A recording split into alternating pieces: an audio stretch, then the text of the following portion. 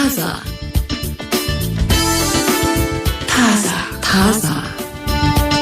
ሰላም አድማጮቻችን እንደምን አላችሁ? ታዛ ፕሮግራማችን ጀመረ። አብረናችሁ ነን። ትግስት በጋሻውና ጸገነት ላቃለን። ዛሬ መኖሪያዎችን እናወራለን። ስላልተኖረ ህይወት ያልተኖረ ህይወት አለ። አንዳንዴ በህይወታችን ድንዝዝ የምንልባቸው ጊዜያቶች ያጋጥሙናል። ይሄ ኢሞሽናል ለምነስ ወይም ደግሞ የስሜት ድንዛዜ ለምንም ነገር ምላሽ አለመስጠት፣ ስሜት ማጣት እንደ ማረፍ ልንቆጥረው እንችላለን። ወይም ከነገሮች ራሳችንን ያገለልበት መንገድ ራሳችንን ከሀዘን ከድንጋጤ ካንዳንድ በቃ አይጠቅሙኝም ካልናቸው ወይም ይጎዱኛል ካልናቸው ነገሮች የሸሸንበት ሰላም ያገኘንበት መፍትሄ አድርገን ልናስበው እንችላለን። ራሱ ነርቨስ ሲስተማችን የነርቭ ስርዓታችን ለመኖር እየታገለ ሰርቫይቫል ሞድ እንደምንለው እዛ ላይ ራሱን የሚያደርግበት ተፈጥሯዊ ምላሽም ይሆናል ሲል ገልጾታል። ይበቃል በዛ ብሎ መልስ ሲሰጠን እንደዚህ አይነት ድንዛዜ ውስጥ ልንገኝ እንችላለን። ግን በዚህ ድንዛዜ ውስጥ ያልኖርናቸው ፊል ያላደረግናቸው ደግሞ ሞመንቶች ይኖራሉ፣ የህይወት አጋጣሚዎች ይኖራሉ። ግን እንደማንኛውም ሰው እንሰራለን፣ እንወጣለን፣ እንገባለን። ኖርማል ሩቲኖች የሚባሉትን የቀን ተቀን ስራዎቻችንን እንከውናለን። ሰዎችም ሳይሆን ታታሪ ሰራተኛ ናት፣ ቤተሰቧን ኃላፊነት ትወጣለች፣ ስራውን ይሰራል ብለው የሚደነቅ ህይወት ሊመስላቸው ይችላል። እኛ ውስጣችን ግን ትልቅ የሚጮህ ጩኸት አለብን። ያልመለስናቸው ያልኖር ነው ህይወት አለ። አስደንጋጩ ነገር ደግሞ አጨራረሱ አያምርም ነው። ብዙ ጊዜ ዝም ያልነው ነገር ስሜት አልባ የሆንበት ነገር አስደንጋጭ ምላሽ ይኖረዋል መጨረሻ ላይ በሚል የተጻፈ ጽሁፍ ነው። እሱን እንመለከተዋለን። ምክንያቱም ዝም ብልስ ባልናገርስ አስተያየት ባልሰጥስ ባላይስ ባልሰማስ ብለን የተገለልንባቸው ግን ህይወት እየኖርን የመሰለን አጋጣሚዎች ይኖራሉ። ብዙ ያልተፈቱ ጩኸቶች አሉ በውስጣችን። ራሳችንን የተከላከልን ይመስለናል፣ ግን ደግሞ ያልኖር ነው ብዙ ህይወት አለን። ስለዚህ ህይወትን መኖርና ህይወትን መጋፈጥ ምንድነው የሚለውንም እንድናተኩር ያደርጋል ማለት ነው። ያው ሰዎች እጅ ይሰጣሉ የሆኑ ጉዳዮች ላይ። ይሄ ታፍነው እስከ መጨረሻው ያመለጡ ሰዎች ሞት ቀድሟቸው ነው እንጂ እንደተባለው የሆነ የሚታይ ነገር አለ ሁሌ። እሱን ራሳቸው አይተው ተጋፍጠው ሌሎቻችንም አይተነው ነው ወይ ያሳለፍነው የሚለው ነው ጥያቄ የሚሆነው እንጂ እንደተባለው እጅ የምንሰጥባቸው ነገሮች ይኖራሉ፣ በተግባር የሚታዩ ነገሮች ስለሚኖሩ። እሺ፣ በቤተሰብ ሰዓታችን ላይ አንድ የምናነሳው ጉዳይ ለድርድር የማይቀርቡ የቤተሰብ መርሆች ናቸው። እነኚህ መርሆች ብዙ ጊዜ ስለ ቤተሰብ ስናወራ ሳይንሳዊ የሆኑ መርሆች ይቀርቡልናል። ግን ከሳይንሱ ባለፈ ደግሞ ለምሳሌ የኤዥያን ስታይል ኦፍ ፋሚሊ ሩልስ የሚሏቸው አሉ። የእስያ ቀመስ የሆኑ የቤተሰብ መርሆች ናቸው። እነኚህን መርሆች ከምን ጋር ያነጻጽሯቸዋል? ዓለም ላይ ጠንካራ የሚባሉ ለምንም ነገር እጅ ያልሰጡ ኩባንያዎች ማለት ናቸው ብለው ያስቀምጣሉ። ነገሩን እንደው ወደ መሬት አውርደ ነው በስራ ዓለም ጠንካራ ቢዝነስ፣ አትራፊ ቢዝነስ፣ ስም ያለው ስሙን የገነባ ችግር ቢመጣ ተቋቁሞ ማለፍ የቻለ ካምፓኒ የሚለውን እንድናስበው ለማድረግ ያክል ነው።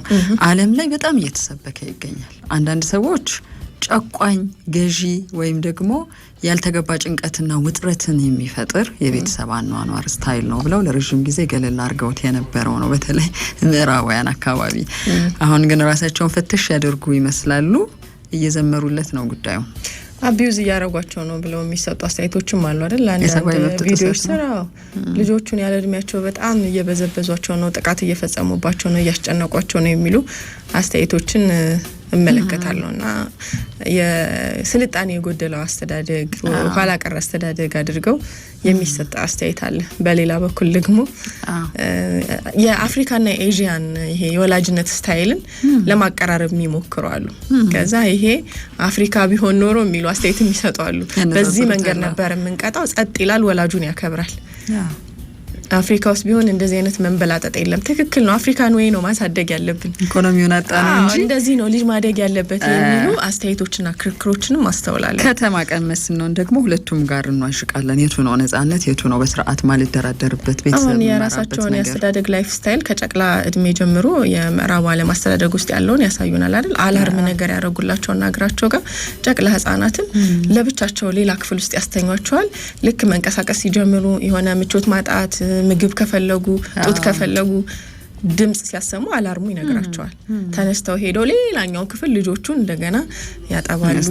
እንዲህ አይነት እንዴት አራስ ልጅ የሚሉ አስተያየቶች አሉ። አብዛኛው ከአፍሪካ እና ከእስያ ያሉ አስተያየቶች ናቸው። ምክንያቱም ምን አይነት ራስ ወዳድ ብትሆኑ ነው ልጆቻችሁን ሌላ ክፍል አራስ ልጆች የምታስተኙት? ምን አይነት ስልጣኔ ነው? ካጠገባችሁ እኮ የእናንተ ሙቀት እያገኙ ነው ማደግ ያለባቸው የሚሉ አስተያየቶች ይሰጣሉና ይሄ አፍሪካን ዌይና የዌስተርን ዌይ የሚባለው አስተዳደግ ብዙ ክርክር አለበት። በጣም እንደውም አንድ ሰው የተመለከትኩት ነገር ምንድነው አሜሪካ ውስጥ ነው ከእስያ የሄዱ ሰዎች ናቸው። እስያ ሆኖ እሱ የታይዋን ዜግነት ያለው ሰው ነው። እሷ ደግሞ አሜሪካዊት ሴት ናት። ልጆቻቸውን እያሳደጉ ድንገት የወጣ ቪዲዮ ነው። ይሄ ቪዲዮ ቤታቸው ውስጥ አሏቸው አይደል ካሜራዎች። እሱ ቁጭ ብሎ በኮምፒውተር የሆነ ነገር እየሰራ የ9 ዓመት ልጅ 10 ዓመት ልጅ የሚሆን ልጅ እናቱን ድንገት የሆነ ነገር ይናገራል። ድንገት ነው ያንን ላፕቶፕ ወርውሮ የተነሳው አባት።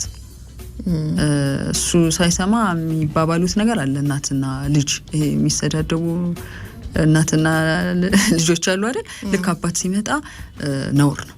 አባት ሲመጣ ለዛውም የታይዋን ከእስያ የመጣ አባትን አስቢው። የፈለገ ዘመናዊ የሆነ እንደፈለጋችሁ መሆን ትችላላችሁ የሚባልበት አገርና ምድር ላይ ቢሆን ራሱ ዘራፋል። አበደ፣ ተናደደ። ልጁን ከዚህ በኋላ የምሰራው ስራ አለ፣ እኔ ሳላቅ ብዙ ነገር አለ ማለት ነው እዚህ ቤት ውስጥ ነው ያለው።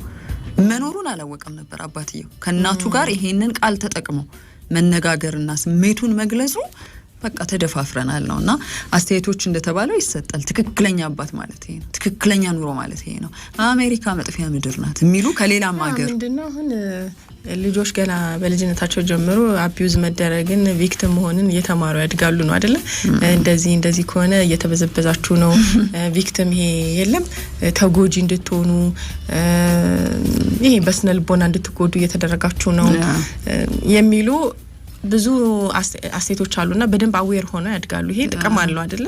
አንድ ልጅ ብዝበዛ እየደረሰበት ጥቃት እየደረሰበት እንደሆነ እንኳን በማያውቅ ማህበረሰብ ውስጥ ነው እኛ የምንኖረው። ያ ማለት ግን ደግሞ በዛኛው ወገን ያሉት በጣም ይሄ የተጎጂነትን የሰለባነትን ነገር ደጋግመሽ በነገርሻቸው ቁጥር እያንዳንዷን ነገር በዛ ይተረጉሙታል። ያው መጨረሻ ላይ እናትና አባት በእኔ ህይወት ጣልቃ መግባት የለበትም፣ እኔን አቅጣጫ ማስያዝ የለበትም የሚል ክርክር ውስጥ ይገባል ማለት ነው። ይሄ ለብዙ ከኤዥያና ከአፍሪካ ለሚሄዱ ወላጆች ቀውስ ፈጥሯል ነው የሚባለው። እንግዲህ በሌላ ዓለም ላይ በገዛ ልጅሽ ስንት ነገር በለፋሽበት ልጅሽ ላይ የሆነ አካል መጥቶ ሊቀማሽ ይችላል፣ ወይ ደግሞ ምንም ማስተያየት መስጠት የለብሽም እሱ ከፈለገ ነው የሚያናግርሽ አይነት ሲስተሞች ያልተመቹት ብዙ አፍሪካና ኤዥያ ወላጅ አለ። እንደውም አንድ ጓደኛዬ ምናለች እና እንዴት ነው ግን ጥሩ ነው እንደ ኢትዮጵያ መንገድ ነው ያሳደግሻለሽ ልጅሽ ስለ እና ምን ያመጣል እንዴ? ኧረ ይቀማሉ ልጅ አልተባለም እንዴ? ይሄዳ ጥርግ ይበል ከዛዛ እናግሬዋለሁኝ። እዚህ ቤት ያለው ምቾትና ፍቅር ከሰጡት ይሂድ። ከድሮም ያቃል የትኛው ጋር ምቾትና ፍቅር ይሄ ሁሉ መስዋዕትነት ከፍዬ ተንከባክቤ አሳድጌ ብዙ ነገሬን አጥቼ ያሳደግኩት ልጅ እዚህም ችግር አለ አለች።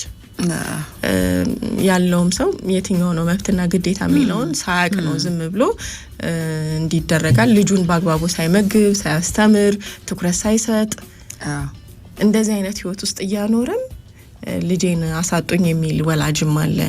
እና ማወቅ አለብሽ አንቺ ለልጅሽ ምን መስጠት እንዳለብሽ፣ ምን ማድረግ እንዳለብሽ፣ ምን አይነት ኃላፊነትና ግዴታ መወጣት እንዳለብሽ ካወቅሽ ልጅሽ እንዴት ነው አንቺን ትቶ ሌላ ቦታ መርጦ የሚሄደው የሚል እንደዚህ አይነት ነገር አወራም ብቻ። በሌላ በኩል ደግሞ እንግዲህ ይሄ ከቁጥጥራቸው ውጪ ሆኖ አሳድጌም ለፍቼም በቃ ልጄ ጥሎኝ ሄደ ብለው ደግሞ የሚማረሩ ወላጆች አሉ። መሀል ላይ ልትተላለፊ ትችያለሽ፣ ግን ትልቁ በኋላ ላይ የምናነሳው ምን አይነት ቤተሰብ እንዲኖራችሁ ትፈልጋላችሁ ሲባል ምኞት አለን ሁላችንም። ምኞቱ ላይ ሳንሰራ ስንቀር ወደ ፈለገው አቅጣጫ ቢሄድም የፋሚሊው ስትራክቸር ወይም ደግሞ አኗኗር ዘዬ በቃ ሳልፈሽ ትሰጫለሽ ሁሉንም ነገር። ከራሱ ከቤትም ሊጀምር ይችላል፣ ከቤተሰቦቻችን፣ ከአካባቢያችን፣ ከዛ ያሉት ይሄ ፖሊሲ ምናምን የምንላቸው እንደ ሀገር እንደ ዓለም ደግሞ በብዙ መንገድ የሚፈትኑን ነገሮችም አታሸንፊያቸው። ከቤት ከወጣ በቃ አመለጠ በጣም ብዙ ነገር። ግን ትልቁ ነገር ለምሳሌ ዓለም በብዙ አስተሳሰብ ትመራለች አይደል? ጥናቶችን ለምሳሌ ምዕራባውያን በብዙ መንገድ ሲሰጡ ኖረዋል፣ አሁንም እየሰጡ ነው በልና ስነ ልቦናን በተመለከተ በጣም ብዙ ጽሁፎች እነሱ ናቸው። ጥናቶች ውጤቶች የነሱ ናቸው። አሁን በቅርብ እንኳን ቻይና በሳይንሱን የማጥንቼ ደረስኩበት ያለችውን ነገር ይዛ እስክትወጣ ድረስ ትምህርት በስንት ዓመት ይጀምር አሁንም እያፋጨን እሷ ግን አሸነፍኩበት ያለችውን ከነጥናቱ ከነተግባሩ ይፋርጋ ብዙ ሚሊዮን ህዝቦቿ ላይ ሞክራው ቀጠለ። እነሱ ደንግጠዋል። እነሱም ወደዛ ለመምጣት ጥረት ያደርጋሉ። ስለዚህ አንዳንድ ጊዜ ራስሽ የሰራሹ ነገርና ያዋጣኛል የምትዩን ነገር ማመሳከርና ማሳየት አለብሽ። ንድፈ ሐሳቡንም ጥናቱንም ውጤቱንም በተግባር ደግሞ ስንኖር እንዲህ እንመስላለን አሸናፊነታቸውንም ጭምር ማለት ነው። አለበለዚያ ምን ይሆናል? እንዲህ እኮ ተብሎ ተሰምሮ ተነግሮሽ ውሸት ነው እውነት ነው ያዋጣን የጥንቱ ነገር ነው ብለን አንዳንዴ እንከራከራለን። አስተዳደግ ስታይልም ልክ እንዲህ ነው። ይሄኛው ጭቆና ነው፣ ይሄኛው ደግሞ መብትን ማረጋገጥ ነው ያሉበት መንገድ አላቸው እነሱ ነው እንዲህ ነው እያሉ ነው። ኤዥያን ስታይል የተባለውም ለዛ ነው። እነሱ ምን ነገር ላይ የማያወላውል ነገር ውስጥ ገቡና ምን አይነት ቤተሰብ ኖራቸው በዛ ቤተሰብ ምን እያደረጉ ነው። ደግሞ እንደ ማህበረሰብም አንድ የምትገለጭበት ወጥ አስተዳደግ ሲኖር ጥሩ ነው። ጉራማይሌ ሲሆን ነው ችግሩ። የሆነ ቦታ ላይ የዘመናዊ አስተዳደግ ነው የምከተለው የሚል ወላጅ አለ፣ የሆነ ቦታ ላይ ተለቀቃለ፣ የሆነ ቦታ ላይ ወግ አጥባቂ እንትን ውስጥ ያለ ቤተሰብ ውስጥ ያደገ ልጅ አለ። ይሄ ትውልድ ነው እንግዲህ አንድ ላይ ተቀላቅሎ ውዝግብግብ ያለ ነገር ብናየው ልጆች ላይ ራሱ የምታየው ባህሪ እኮ የተለያየ ነው አይደል? እንጂ አሁን የሆነ ጊዜ ላይ የኢትዮጵያ አስተዳደግ የምንለው ነገር ነበረ እንደ ትዝታ የምትጋሪው። ለምሳሌ 90ዎቹ ተብሎ 90ዎቹ ላይ ያሉ ልጆች ስለ ወላጆቻችሁ ተናገሩ ብታያቸው ተመሳሳይ ታሪክ ይናገራሉ። ይሄኛው ጄኔሬሽን ደግሞ ምንድነው ሊናገር የሚችለው? ወደፊት ነው የምናየው። እንዴት ነበረ ቤተሰቦቹ ያሳደጉት? ምን አይነት ትኩረት ሰጥተው ነበር? ቅጣቱ እንዴት ነበረ በወላጅ በኩል? ወላጅን ማክበር ምንድነው? ተመሳሳይ መገለጫ ይኖረው ይሆን? ክፍልፍሎሾች አሉ ብዙ ብቻ ይሁን የሚደበላለቁ ነገሮች እየመጡ ነው። ሀብታም ልጅ ነበር ወይስ የደሃ ልጅ ነበር? ከተሰፈር ነበር የምትኖረው የሚሉ ብዙ ክፍልፍሎሾች መጥተዋል። በፊት የሀብታምም ሆንሽ የደሃ እናቴ ምን አይነት ነገር ላይ ትቆጣለች፣ ምን አይነት ቅጣት አላት፣ አባቴ ምን አይነት ነገር ላይ ንዴት አለው፣ ምን አይነት ነገርን አይታገስም የሚለው፣ ጎረቤት ምን ሲያ አይታገስም የሚለውን እናውቃለን። አሁን እርግጠኛ አይደለም። አንዱ ያጨበጭባል፣ አንዱ ይቆጣል ነው ነገሩ። እንደ ተባለው እስከ ማህበረሰብም እስከ ጎረቤትም የጋራ ትዝታዎች ነበሩሽ። ስለዚህ ይሄ ጥሩ ይመስለኛል። እኔ ኤዥያን ስታይልስ እንደ አንድ እንግዲህ እንደ አህጉርም እንደሆነ ቀጠናም የሆነ ስታይል ብሎ መናገር ዲፋይን የተደረገ ነገር አለው ማለት ነው። ተመሳሳይ ነገር አለው። አብዛኛው ትውልድ የሚገለጽበት አስተዳደግ አለው። ተቃውሞ ቢመጣበት ራሱ ነው የጠቀመን ነገር አለ በትውልድ እኛ ነን የምናውቀው። እንደውም ለሌሎች እናስተላልፋለን ብለው ነው እዚህ የደረሱት እነሱ። አንዳንድ ጊዜ ያልሹ ጭቆናም በሀሳብ መበደልም እየጨቆናችሁ ነው እናንተ ልክ አይደላችሁም የሚሉ ነገሮችን ሊያመጡብሽ እኮ ይችላሉ። አይ የኢትዮጵያ ስታይል የቤተሰብ አወቃቀር ነው፣ ኢትዮጵያ ስታይል ፋሚሊ ሩል ነው ብለን የምንላቸውን ነገሮች የምር እናረጋዋለን ወይ በኮንፊደንስ የምር እንድታምኝበትም መሆን አለበት። አሁን አንድ ሰው አይ እኔ ወግ አጥባቂ ቤተሰብ ውስጥ ነው ያደኩት እንዲህ አይነት ነፃነቶች ብዙ አልዳፈራቸውም የሚሏሉ። አልፈልጋቸው በቃ ይሄ ተመችቶኛል ብለው የሚናገሩ ሰዎች፣ አንዳንዶች ደግሞ የሚያፍሩበት ህይወት ሊሆን ይችላል። እሺ ስለ ኤዥያን ስታይልስ እናወራለን። ወላጅነትን በተመለከተ ሚለው ነው። በቤተሰብ ሰዓት ጠብቁን። ያልተኖረ ህይወት የሚል አንድ ጽሁፍ አንብቤ ያለውና አንዳንዴ በህይወታችን ድንዝዝ የምንልባቸው ጊዜያቶች ሊያጋጥሙን ይችላሉ እና ያ መደንዘዛችን የስሜት ድንዛዜ ነው። ብዙ ጊዜ ለምንም ነገር ምላሽ አለመስጠት ነው፣ ስሜት ማጣት ነው። እንደ ማረፍ ግን ልንቆጥረው እንችላለን። ግን የነርቭ ስርዓታችን ለመኖር እየታገለ እንደሆነ ደግሞ አንዱ ማሳያ ሞድ ነው ተብሏል። ሰርቫይቫል ሞድ ነው። ህይወታችን ላይ የሚያጋጥሙን ድንዛዜዎች ውስጥ ትክክለኛውን እውነተኛውን ሴፍቲ ማግኘት የምንችለው ይሄ ራሳችንን የምንጠብቅበትን የራሳችንን ደህንነት የምናገኝበትን ቦታ የምናገኘው ራሳችንን ሳናጣ በደንብ በጥልቀት እየተሰማን ያለውን ስሜት መኖር ስንችል ነው ተብሏል። ስሜቱን በመካድ ወይም ደግሞ ስሜት አልባ ህይወትን በመምረጥና ይሄ ደህና ነኝ እየኖርኩ ነው አንድ ቀን ወደ ራሴ ልመለስ እችላለሁ እያልሽ ራስሽን በመሸንገል ግን ደግሞ የሆነ ሁኔታውን የተካከላከልሽ በሚመስልሽ መንገድ ሳይሆን የሆነት ፊል እያደረጋችሁት መሆን አለበት ነው። ድንዛዜ መጀመሪያ ላይ ብዙ ችግሮቻችንን የተከላከልን ሊመስለን ይችላል። በሂደት ግን አሁን ላይ ያለውን ኑሮን ዛሬን እንዳንኖረው እያጨለመብን ነው። ከብዙ ነገር ነጥሎናል። ከህይወት አጉድሎናል በሚል ጽሁፉ ገልጾታል። ስለዚህ ትልቁን የምንመኘውን ህይወት ላንኖረው እንችላለን፣ ግን አሁንን ማጣጣም አለብን። አሁንን መኖር መቻል አለብን። አሁንን መኖር ማለት ደግሞ የተባለውን ትክክለኛውን ስሜት ምን እየተሰማኝ ነው የሚለውን ለይቶ ከማወቅና ለስሜቱ ቦታ ከመስጠት ይጀምራል የሚለውን እንግዲህ በዚህ ጽሁፍ ላይ በደንብ አጉልቶ ለማስረዳት የሞከረው ነው። ብዙ ጊዜ ደክሞኛል፣ ቢዚ ነኝ፣ አቅቶኛል፣ ሰልችቶኛል እያልን እየኖርን ነው። ግን ከስር መሰረቱ ሲታይ ደክም ያለው ደንዝዣ ያለው ባልኩበት ጉዳይ ላይ ከውስጥ ጩኸት አለ ነው፣ የማያቋርጥ ሩጫ አለ። የስሜት መውጫ ቦታንም እየፈለግንለት ነው። ጭስ ማውጫ ራሱን እኔ ነኝ ይሄ ነኝ ብሎ ይፋ ያደርግልንም፣ ግን የሆነ ከድራማ ጋር ነው የሚወጣው። ዝም ብሎ በድንዛዜ መልክ ሊገለጽ ይችላል። በየቀኑ ማድረግ ያለብንን እናረጋለን። ጠዋት ተነስተን ስራ እንሄዳለን። ስራ ሰርተን ታክሲ ተጋፍተን ቤት እንገባለን። እራት በልተን ለቀጣዩ ቀን እንዘጋጃለን። እየኖርን ነው፣ ግን በሂደት ውስጣችን የተከማቸ ህመም አለ። ብዙ የየቀኑ ውስጥ የምንከውናቸው ስራዎች አሉ። ስብሰባ፣ ስራ፣ ልጆች፣ ስልክ፣ ኢሜል፣ የሆነ ነገር ግን ይሄ ፖዝ አድርገን ምን እየተሰማኝ ነው የሚለውን ነገር ምን እየሆንኩ ነው የሚለውን በትክክል ቦታ አልሰጠነው።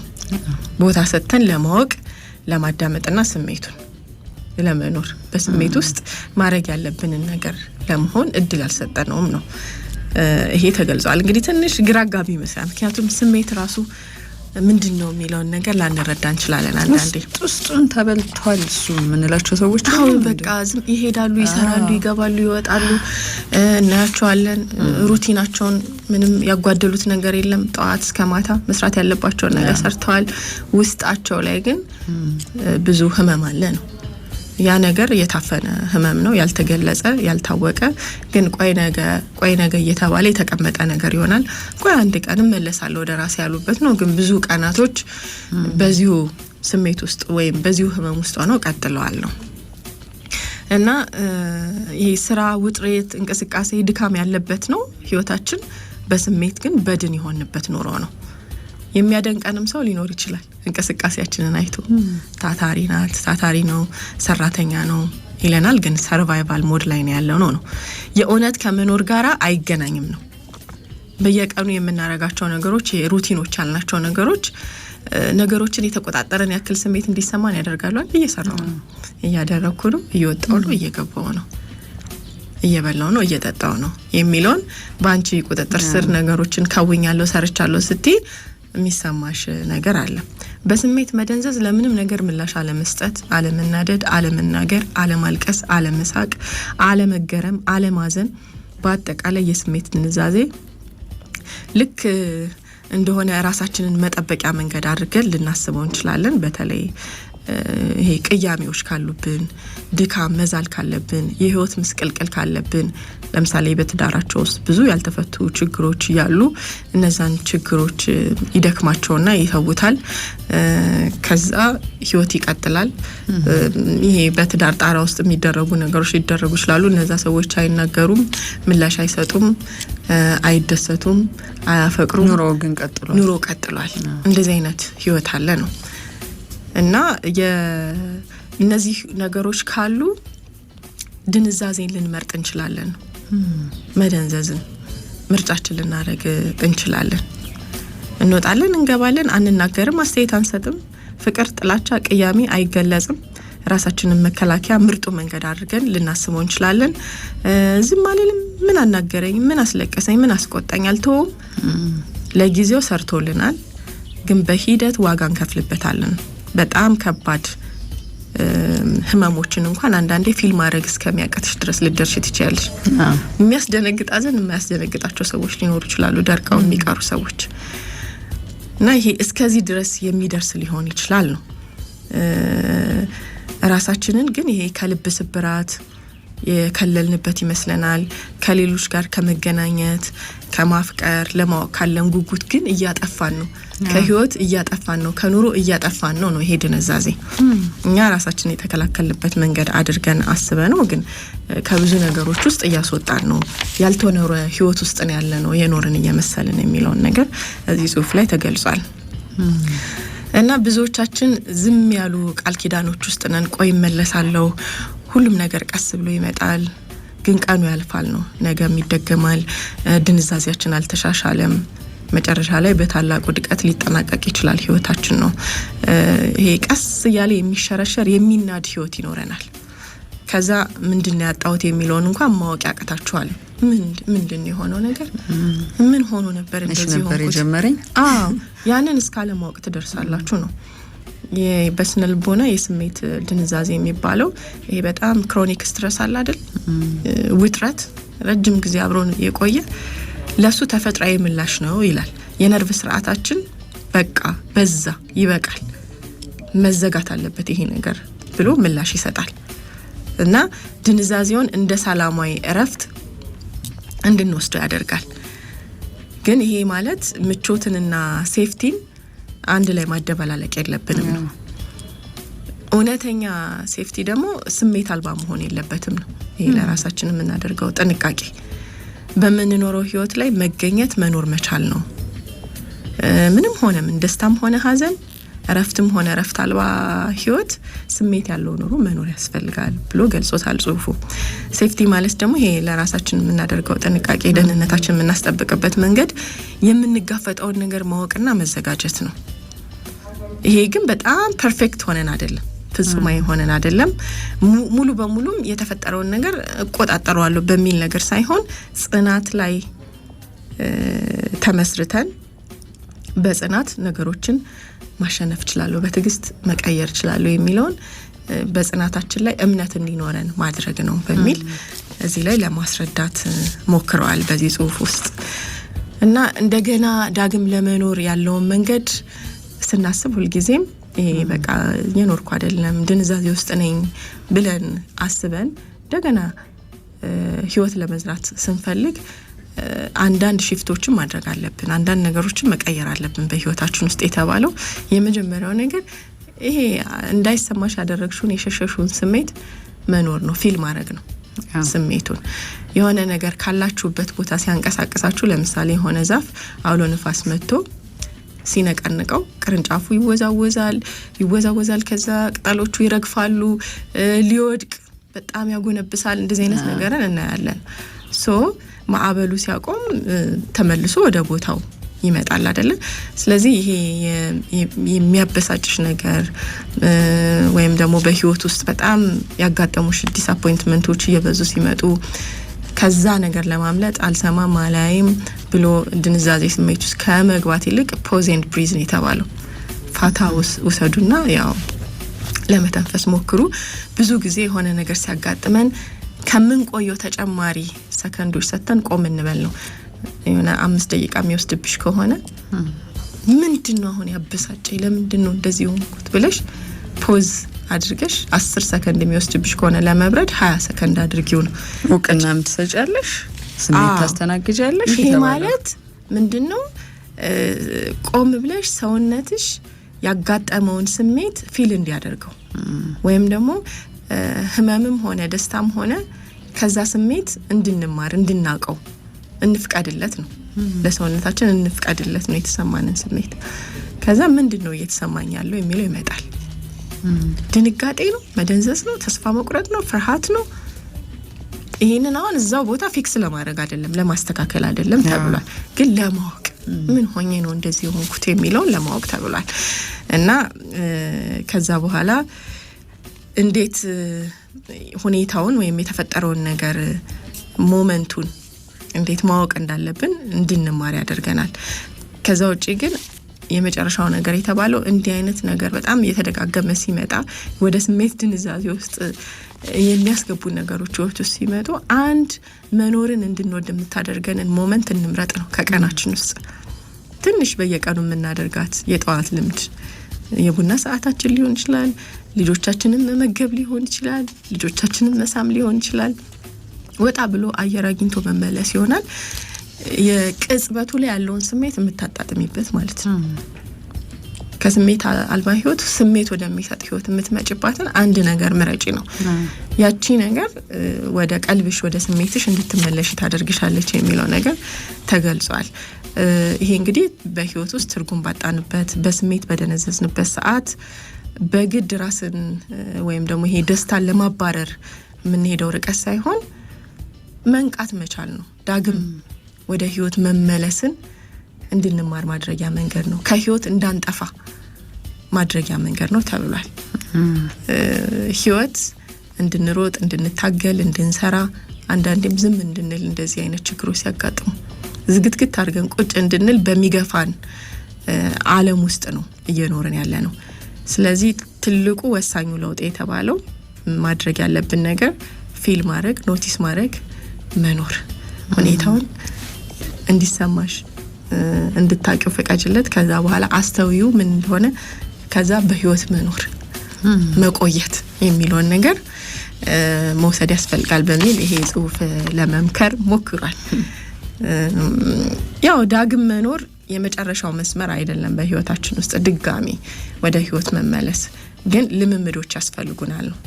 እንደገና እየተመለሽ እንደሆነ ሙከራ እያደረግሽ ነው ወደ ህይወትሽ። ያ ደግሞ ትልልቅ ለውጦችን የምታመጭበት ሳይሆን ቅድም የጠቀስናት አንድ ሞመንት ህይወትሽ ውስጥ ትርጉም የምትሰጥሽን ሞመንት በቀን ውስጥ ማጣጣም ስትቺ ወደ ስሜትሽ ወደ ቀልብሽ የምትመለሽበትን እድል ይሰጥሻል የሚለው በዚህ ላይ በተለይ በጣም በቃ ትርጉም አልባ በድንዛዜ ውስጥ ያለ ህይወትን እየኖርኩ ነው፣ በላለው፣ ጠጣለው፣ ስራ ሄዳለው፣ አካሌ ይንቀሳቀሳል እንጂ እኔ በድኖኛለሁ የሚሉ ሰዎች አሉ።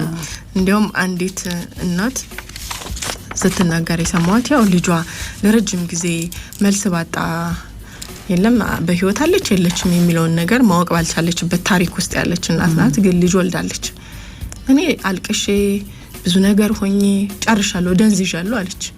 ምንም በቃ አሁን አልቅሽም ብትሉኝ የማለቅስ ሰው አይደለሁም፣ ዝም ብሎ ነው እየተንቀሳቀስኩ ያለሁት፣ መልስ ያላገኘሁበት ህይወት ውስጥ ነው ያለሁት ነው እና ምላሽ ባገኝ ደስ ይለኛል። እዚህ ጋራ ልጆቼም እየተጎዱ ነው የምትለው።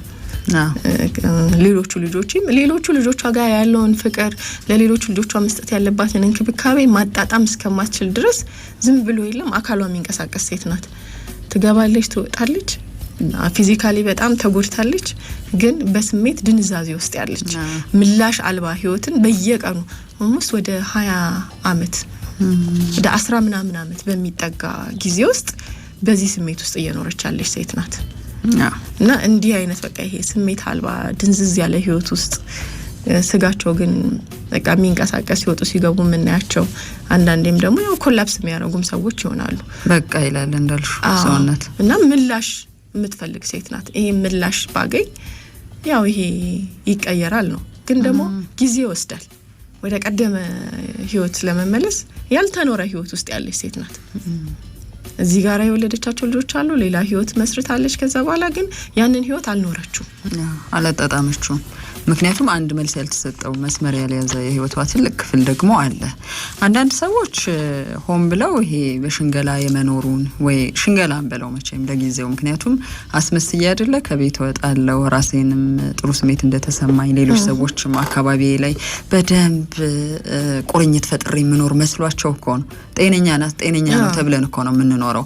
በጣም የቅርብ ሰዎች አልፎ አልፎ በተለይ እናቶች በስሜት የተቆራኙን ስለሆኑ በድኗ እኮ ነው ያለው ስለለበሰች ስለአጌጠች አይደለም ሲሉ ሰማለሁ። በጣም ያነባሉ ብዙ ነገር ከቀልባችን ያልሆነ ነገርን ስናደርግ በሐሳብ ሌላ ቦታ ነን ያለነው፣ በአካል ደግሞ ሌላ ቦታ ነን ያለነው አይነትን ነገር ማዛመድ ይችላሉ። ከዛ ውጪ ግን አሁን ስነ ልቦና ውስጥ ይሄ ሂፕኖሲስ ከዚህ ቀደም ትንሽ አውርተንለት ነበር። ሰዎች ሆን ብለው የረሷቸው በእግረ መንገድ የረሷቸውም ግን በህይወታቸው አሁን ተጽዕኖ የሚፈጥርባቸው ችግርን እንዲያስታውሱት፣ እንዲቆፍሩት፣ እንዲያገኙት አግኝተው ከሱ ጋር ሲጋፈጡ መፍትሄ ከሌለ ስሜት አልባ ኑሮ ስለሚኖሩ ነው። እንደዛ አይነት ቴራፒ ይሰጣል። እኛ ሀገር አሁን እስከምን ድረስ ይሰጡታል አላውቅም። ሌላ ዓለም በደንብ በዚህ የተካኑ የሂፕኖሲስ ቴራፒስት አሉ። ሰዎች ሊረሱ ይችላሉ። መርሳት ብቻ ሳይሆን ሆን ብለው አንድ ቴክኒክ ነው የመኖር ቴክኒክ ነው ብለን እናደርገው እንችላለን። ነርቨስ ሲስተማችን ራሱ የሚዘጋበት መንገድ በቃ ይበቃል ብሎ ሁኔታውን እንድትረሹ ሰላማዊ የሆነ ራስሽን መጠበቂያ መንገድ አድርገሽ እንድታስቢው ያደርጋል። በቃ በዛ አይበቃም እንዴ? አንዳንድ አስደንጋጭ ሀዘን እኮ እንባቸውን አድርቆት ደንዝዘው ምላሽ አጥተው የሚቀመጡ ሰዎች አሉ አይደለ? እስከዛ ጫፍ ድረስ አሁን የሀዘን ጫፎች አደንዝዟቸው የተቀመጡ ሰዎች አሉ። አላለቀሱም፣ በወቅቱ ምላሽ አልሰጡም፣ ለሆነው ነገር ምንም አላሉም። በቃ ዝም ብለዋል። እነዚህ ሰዎች ከእውነተኛው ዓለም ትንሽ ሄደት ሊሉ ይችላሉ። ሲኖሩ ልናያቸው እንችላለን። ሲወጡ፣ ሲገቡ፣ ሲበሉ፣ ሲጠጡ ግን ምላሽ አልሰጡበትም በወቅቱ ላጋጠማቸውን ነገር እና ህይወት ውስጥ ምን ይሆናል የተባለው አንዳንዴ መደንገጥ ባለብሽ ነገር ላደነግጥ ትችያለሽ። ትክክለኛውን እንደው እውነተኛውን ነገር ማሳየት ባለብሽ ቦታ ላይ ራሱ ማታሳይ ሰው ልትሆኚ ትችያለሽ የሚለውም የሚያስገርም ጽኑ ነው ብርቱ ነው የሚሉ አስተያየቶችም ዝም ብሎ እንደዛ እንድንኖር ሊገፋፉ ይችላሉ። አንዳንድ ሰዎች ቁጭ ብለው እንዳልሹ ማዘን ሲኖርባቸው፣ ችግሮቻቸውን መፍታት ሲኖርባቸው፣ ለሰዎች መናገር ሲኖርባቸው ይይዙታል። የያዘ ሰው አሸናፊ ነው ሁልጊዜ ተብሎ ነው የሚደገፈው። ውስጡ በምን መንገድ ደካማ ሆኗል ያ ሰው በስሜት አናቅም። የሆኑ ጉዳዮች ቢመጡ እንኳን አይገርመውም። ቅድም ያልሹ ለምሳሌ ሰርቷል፣ ገብቷል፣ ገንዘብ አግኝቷል፣ ቆንጆ ሶፋ ገዝቷል። ሶፋው ላይ ቁጭ ብሎ ፎይታን ያጣጣመ ሰው ላይሆን ይችላል። የሶፋውን ቀለም ባይምሮ ላያውቀው ይችላል። ቤት ውስጥ ሆኖ ቆንጆ ልጆች ወልዷል። የምራቸውን ጉንጫቸውን ስሞ ላያውቅ ይችላል። የተባለው ወደ ሪያሊቲው ስትመጪ አይደል ማጣጣም የሚለውን ልጄን ስስም የሚሰማኝ ስሜት ለአንድ ደቂቃ ሊሆን ይችላል ወይም ለአንድ ሰከንድ ሊሆን ይችላል።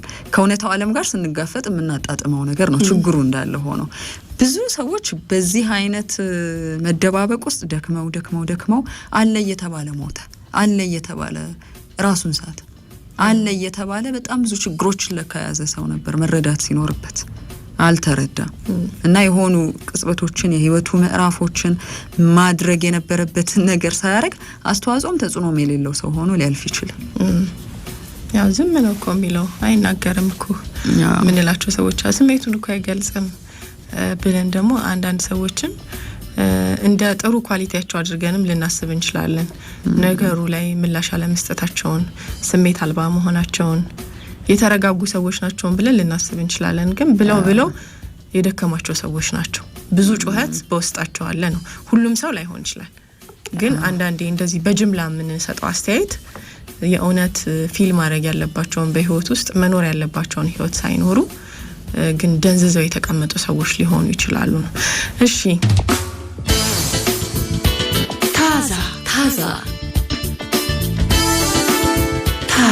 ታዛ